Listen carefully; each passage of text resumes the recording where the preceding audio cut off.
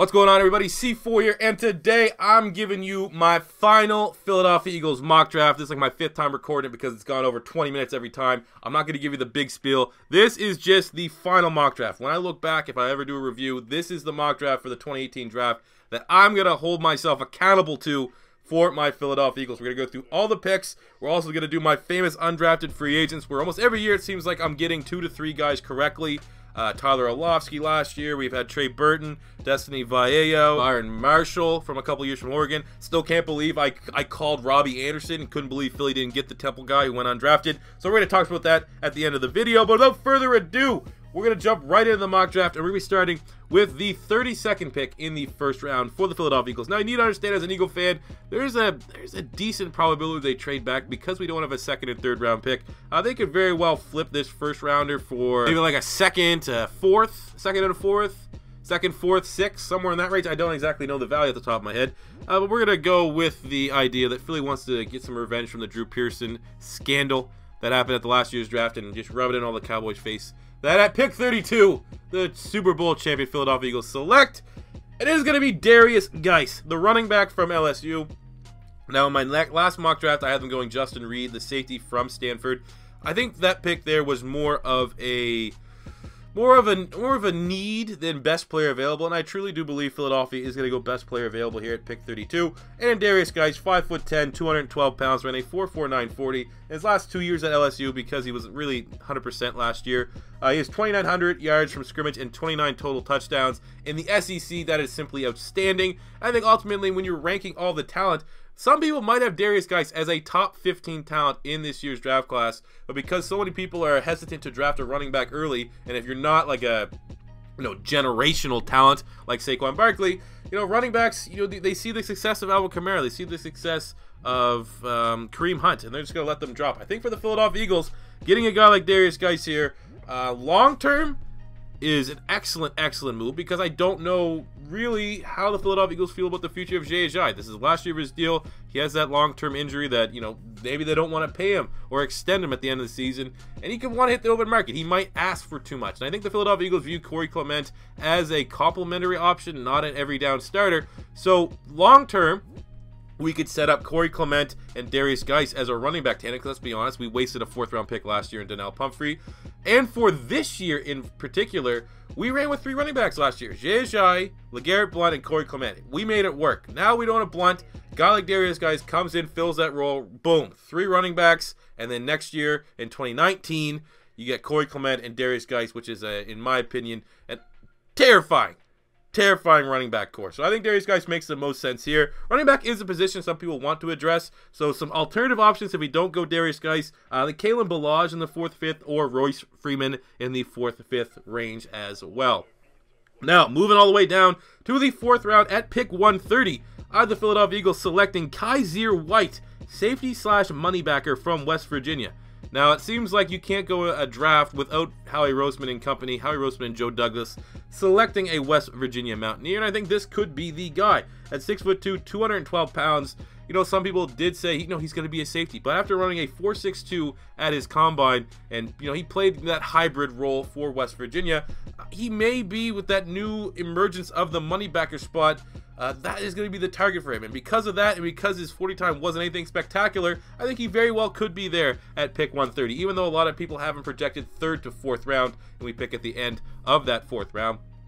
We saw with the Nate Jerry pick last year that Joe Douglas and company, we're going to go assume it was Joe Douglas, we want to try maybe to get a money backer, because ultimately we were running 3 safeties a lot last season. That's why Michael Kendricks does not get a whole lot of snaps, and hopefully with a healthy Jordan Hicks and Nigel Bradham, we're going to have that where Malcolm Jenkins would chip in and play a little bit of linebacker, and then we had to flex in someone else back there to play with Rodney McLeod. And I think ultimately Kyzir White can play safety, can offer us some safety depth, because we don't really have that behind McLeod and Jenkins, but ultimately he can play that money backer role, and we can keep Malcolm Jenkins where he belongs, and he's best suited at that safety spot. Now, Malcolm Jenkins, coming off a little bit of a down year last year, stepped up during the playoff push, but I think adding that flexibility to be able to keep Malcolm Jenkins at safety and bringing in a guy with the versatility of a Kyzir White to fill in that money backer role keeps our best players in the best positions for them to make big-time plays for us, and that's keeping Malcolm Jenkins back there with Rodney McLeod at safety, because ultimately we saw Rodney McLeod last year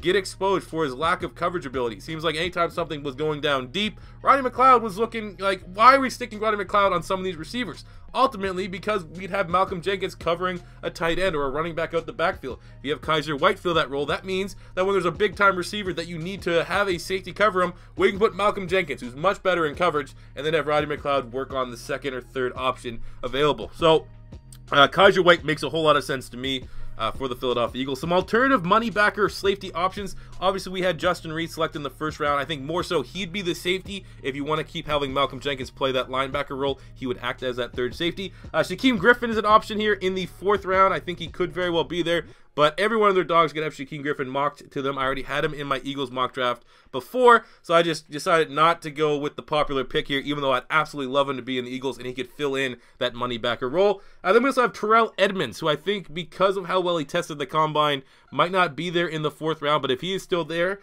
very much a guy that I think should be on the Philadelphia Eagles draft board. Moving to the second 4th round pick, pick 132, I have the Philadelphia Eagles selecting Tremon Smith, the cornerback from Central Arkansas. Now you may be going to yourself, who dis? Well, he's 6 feet tall, he's 190 pounds, ran a 4.32 40 at his pro day. Last year he had 41 tackles, 5 interceptions, 16 pass deflections, offers special teams ability. This guy's an absolute stud. This guy's Studley the Dragon. Philadelphia has shown immense interest in him, brought him in for workouts and stuff like that. Same with Darius Geis. Darius Geis at pick 32 in the 1st round. Philadelphia has shown a lot of interest with him. They're doing their homework. That's a good sign that they're, you know, if they're still there on their board when they pick, he's going to select them. But when you look at Tremon Smith, production is great. It's just his highlights are outstanding. He fits the mold for an outside corner. And ultimately, corner is a spot that I think long-term for the Philadelphia Eagles, we're in the spot where we don't have to draft for players that need to play right away. We can look long-term. And a guy like Tremon Smith, coming from a small school, you don't need to rush him in because long-term, Darby might probably not be here next season. This could be his very well last season. And then you may say Jalen Mills or Rasul Douglas, one of those two guys could very well move to the cornerback spot, as, you know, Rodney McLeod has been talked about as a cap casualty going into the 2019 season. So that means our secondary is going to be Sidney Jones, who you hope pans out. You're going to have Daryl Worley back there.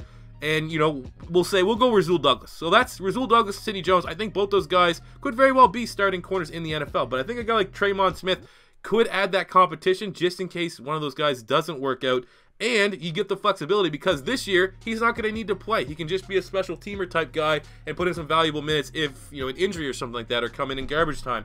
But ultimately, a guy with an incredibly high ceiling, you got to take that. And especially with the Philadelphia Eagles kind of falling in love. And cornerback is a spot that small school prospects do have good success rates in the NFL. Very much like I'd say offensive linemen, and sometimes you can find a wide receiver. Small school prospects do excel at the cornerback spot because it's so hard to draft any cornerback regardless of if you're from the biggest schools like Florida State, LSU, Florida, or anyone else.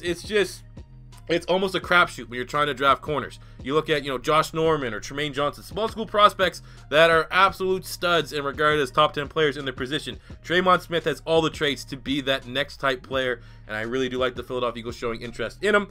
Some alternative options at cornerback. We're going to talk about guys that can play nickel because that could be the one spot you see Philadelphia needing maybe a starter as a rookie. So we have Duke Dawson, who could be there in the 4th round. I would love that selection. Obviously a Florida Gator. Perry Nickerson in the 4th round. Probably will be gone in the 3rd, though. And DJ Reed, I think DJ Reed could be there in the 4th. And if they want to draft a strictly nickel, more Jim Swartz type corner, Jim Swartz proven throughout his history, likes to get those sub 6 feet tall corners, DJ Reed could very well be in play. Moving to the 5th round at pick 156, staying with the small school prospects, I was selecting Brandon Parker, offensive tackle from North Carolina A&T. He was the big dog that protected for Tariq Cohen. And well, protected, but, you know, created massive lanes for Tariq Cohen to do his thing last year. He's 6'7", 305 pounds, 2-time offensive lineman of the year, 3-time all-conference for, I don't know what it is, Div 2, FCS, whatever. Ultimately, proven history, dominated at the Senior Bowl, looked like one of the best offensive linemen at the Senior Bowl, going up against some bigger school prospects. Did not look out of place. Philadelphia have shown immense interest in him as well by doing all their homework, bringing him in for workouts. And again, you know, you look at small school prospects, much like corner, I think offensive line is a position that you get a pretty good success rate out of these players. And, you know, we're looking for the Philadelphia Eagles a swing tackle potentially. I do feel like Lane Johnson obviously is going to start Jason Peters this year.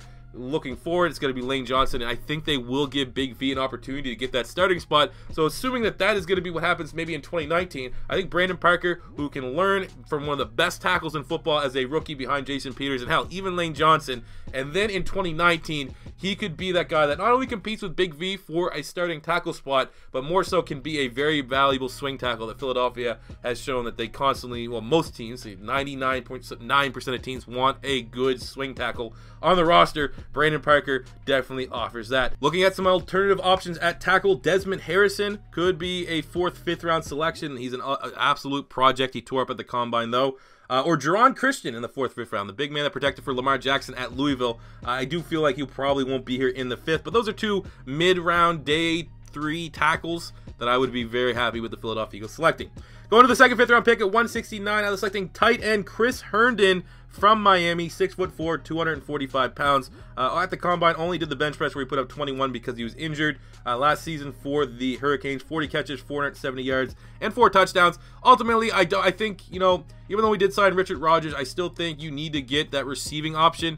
It's much easier to find a blocking tight end that can replace Brent Selleck than it is to get the kind of production that we lost in Trey Burton. I think a guy like Chris Herndon can very well fill that void because he is a straight-up receiving tight end that is not a liability in run blocking and stuff like that, but you're not really going to write home anything about it. But Philadelphia, I'm pretty sure they have interviewed him already, so he is on their board. And I do think that ultimately when you're trying to like replace what you lost as a Super Bowl team, a lot of times huge roster turnover for Super Bowl teams, Philadelphia has been pretty lucky, but I think ultimately replacing Trey Burton is a must. I don't think Richard Rodgers is that guy. I think a guy like Herndon long term could very well be that option. Some alternative tight ends here. They can maybe look at Durham Smythe in the 5th round if they want a more blocking Brent Selleck type replacement. Dallas Goedert could be in play in the 1st round. The guy is the most insane highlight reel I've ever seen from a tight end spot. Or maybe Ian Thomas in the 4th round. Seems like he may be gone before the 4th, but the receiving tight end from Indiana, kind of the same role as Chris Herndon. Now finishing up in the 6th round at pick 206. I have the Philadelphia Eagles selecting wide receiver Trey Quinn from SMU. What? 6 feet tall, 210 pounds, ran a 4.55 at the combine, a 4.45 at his pro day. Last season, he had 114 catches for 1,200 yards and 13 TDs. Absolute absurd production.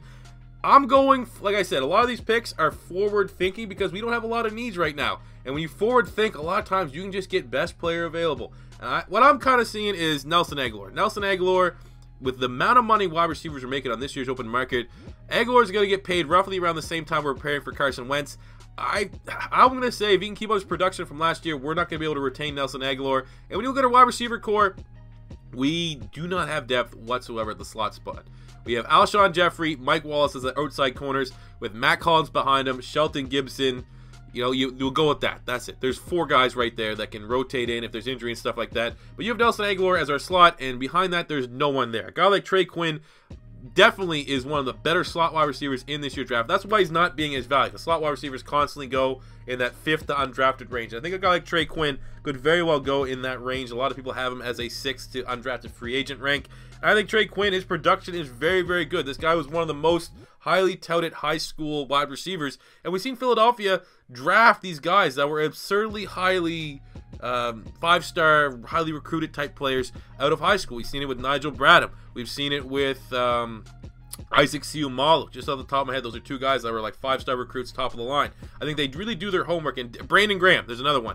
They do their homework of getting guys that were, you know, big-time recruits. And that is very much Trey Quinn. And I think ultimately, if we go wide receiver in this year's draft class, I think the slot position would be the ideal, you know, type of, you know, wide receiver that we go after and get. Some alternative options: Cortland Sutton in the 1st round. We've already, you know, shown some interest in him. DJ Moore in the 1st round. I wouldn't hate any of those options. Or Darius Fountain in the 5th round, who Philadelphia has shown a lot of interest in. Could be wide receivers we look at selecting. Now we're going to finish up here with some undrafted free agents. We're kind of going to do a rapid fire because I really want this to be under 15 minutes. So looking at the offensive side of the ball, here's some names that if I'm the Eagles, if these guys are undrafted, I am making them some nice offers. At running back, Martez Carter or Trenton Cannon. At wide receiver, Deontez Alexander, Keith Kirkwood, Temple, local guy, or Justin Watson from Penn. He probably will get drafted, but there's a chance that he goes undrafted. He'd be a guy I'd look after. Tight end, Cam Cernier. Could be a Trey Burton replacement. David Wells or Ryan Izzo. On the offensive line, Bo Nunn, Ike Butger, Corey Cunningham and Dijon Allen. I think Allen probably will be drafted as a really kind of Jason Kelsey mold center from Hawaii. So yeah, like I said, I'm going through these guys quickly. You can pause it, write it down, and go do your own research on them. Trust me, these guys are studs. Looking at defense, defensive line, Julian Taylor, local guy from Temple. Duvante Lampkin from Oklahoma. Joe Ostman from Central Michigan. At linebacker, Sky Moore. Fosaid Olukun, just some dude from Yale that balled out. Or Jermaine Carter, who Philadelphia has shown interest in. At defensive back, the #1 undrafted guy I would go after is Darius Williams from UAB. He is probably my favorite undrafted free agent that's projected to go there. I think he's an absolute stud. I would maybe even draft him in the 6th round if I have to. One of my favorite corners in this year's draft class. Jeremy Reeves, Avante Maddox, and in special teams, my boy Johnny Townsend, the punter from the Florida Gators. So there you go, guys. That is my final Philadelphia Eagles mock draft. Let me know if you agree or disagree with any of the picks that you've seen here today. If you have your own Philadelphia Eagles mock draft, feel free to post that in the comment section below. We can do a nice little side-by-side. But trust me, this is the best mock draft you're going to find on the internet, on YouTube. I've seen a lot of Eagles mock draft, and they're absolutely trash. So I hope you guys did enjoy it. And draft is coming, man. We're going to have lots of draft content, lots of draft videos. So make sure you subscribe for all the live reactions and all that goodness. There's going to be a stream for day 2. It's going to be good. I don't know if we'll be on YouTube or Twitch. I'll post that on my Twitter, at PapaXC4. But that does it for me today, guys. Thank you for watching, and until next time, it's C4 saying peace out.